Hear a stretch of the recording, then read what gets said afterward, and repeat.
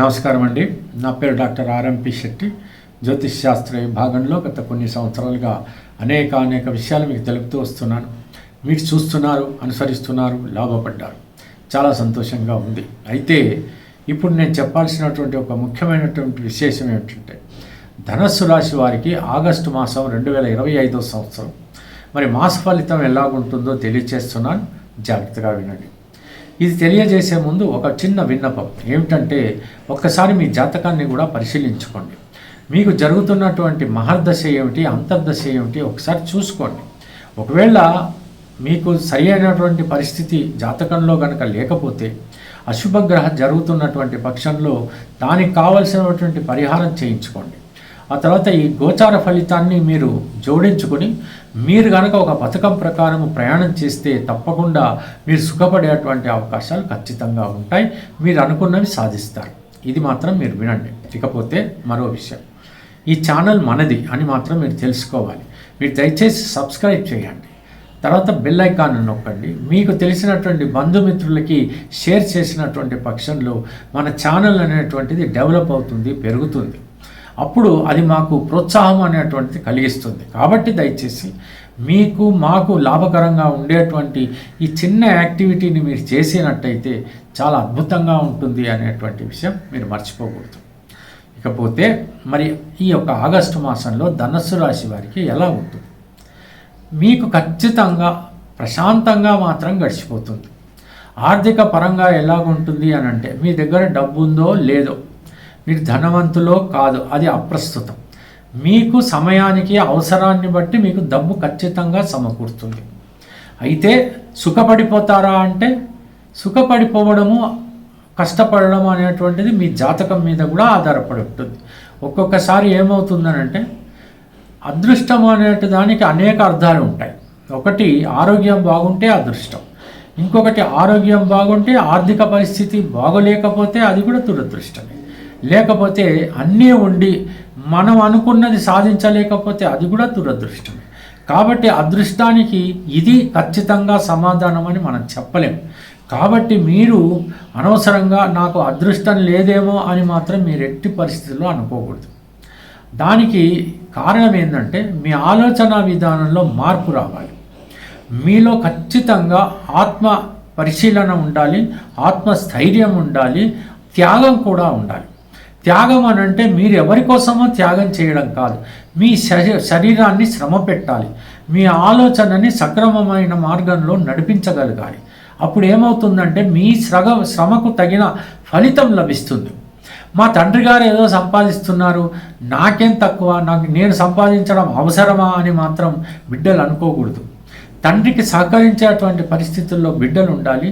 పిల్లలను చూసుకోవాల్సినటువంటి సంరక్షించేటువంటి పరిస్థితుల్లో తల్లిదండ్రులు ఉండాలి. ఈ అండర్స్టాండింగ్ ఉన్నటువంటి పక్షంలో ఆ యొక్క కుటుంబము, ఆ యొక్క గృహము చాలా ప్రశాంతంగా అదృష్టవంతంగా సాగిపోతూ ఉంటుంది. ఒకవేళ ఏ కారణం చేతనైనా ఎవరైనా ఓడిపోయేటువంటి పరిస్థితి ఏర్పడితే అతన్ని ఊరడించి అతనికి కాన్ఫిడెన్స్ లెవెల్స్ పెంచి మళ్ళీ అతన్ని సక్రమ మార్గంలో మరి మిగతా వ్యక్తులందరూ పెట్టుకోగలగాలి. అప్పుడు కదా జీవితం అనేటువంటిది తెలుస్తుంది, అప్పుడు కదా విలువ అనేటువంటిది అర్థమవుతుంది. కాబట్టి ఈ యొక్క ఆగస్టు మాసంలో మీరు చేయాల్సినటువంటి పని ఏంటంటే, మీ ఇంట్లో ఉన్న 2, 3, 4, 5 ఎంతమంది అయినా ఉండండి, అవగాహన అనేటువంటిది ఉండాలి. అవగాహన లోపం మాత్రం ఉండకుండా చూసుకోండి. నువ్వెంత నేనెంత అని ఈగోలు పాటిస్తే మాత్రం మీలో మీరే కల్మషాన్ని పెంచుకొని పోట్లాడుకునేటువంటి పరిస్థితులు మీకు వస్తాయి. దానివల్ల గృహమంతా కూడా అశాంతిమయమయ్యేటువంటి పరిస్థితులు ఉంటాయి. అప్పుడు ఏ దైవము కూడా మిమ్మల్ని రక్షించలేదు. కాబట్టి ఖచ్చితంగా ఈ ధనస్సు రాశి వాళ్ళు ఇంట్లో ప్రశాంతంగా ఎలా ఉండాలి, మేము ఎలా ప్రవర్తించాలి, మేము ఒక పద్ధతిని పాటిస్తే బాగుంటాము అని ఆలోచించి మీ పనులు మీరు సక్రమంగా నిర్వహించడానికే ప్రయత్నించండి. సమయాన్ని పాటించండి. ప్రొద్దున్నే లేవండి, 5 లేవండి, సూర్య నమస్కారం చేయండి, కాలకృత్యాలు తీర్చుకోండి, ఆదిత్య హృదయం చదవండి, ఆ పరమశివుణ్ణి పూజించండి. ఆ రోజంతా విజయవంతంగా ఉంటుంది. ఇది మీరు గట్టిగా చేయాల్సినటువంటి పని. ఎంచేతనంటే అక్కడ గురువు మిమ్మల్ని చూస్తూ ఉన్నాడు. మీరు చేసేటువంటి పనులు మీరు ఎలా నడుస్తున్నారని ఆయన చూస్తూ ఉన్నాడు. అక్కడ చతుర్థంలో శనైశ్వరుడు ఉన్నాడు, పైగా వక్ర స్థితిలో ఉన్నాడు, బలంగా కూర్చొని ఉన్నాడు. ఎట్లా మిమ్మల్ని కన్నీళ్లు గార్చేలా చూద్దామని అనుకుంటున్నాడు. అక్కడ చూస్తేనేమో గురువు చూసి మిమ్మల్ని ఎలా రక్షించుకోవాలని ఆలోచిస్తున్నాడు. కాబట్టి ఇవన్నీ నేను చెప్పాల్సి వచ్చింది. ఎందుకురా ఇదంతా ఉపోద్ఘాతము, ఎందుకు ఈ ఉపన్యాసాలు ఇస్తున్నారని మీరు అనుకోకండి. గ్రహరీత్యా మాత్రమే ఈ ఉపన్యాసం ఇచ్చాం. దీన్ని పాటిస్తేనే మీరు ఆనందంగా అందంగా ఉండేటువంటి అవకాశాలు మీకు ఉంటాయి. ఉద్యోగం లభించదా? ఖచ్చితంగా లభిస్తుంది. పెళ్ళి కాదా? ఖచ్చితంగా అవుతుంది. విదేశాలకు వెళ్ళే అర్హత ఉండి అవకాశం ఉంటే తప్పకుండా వెళ్తారు.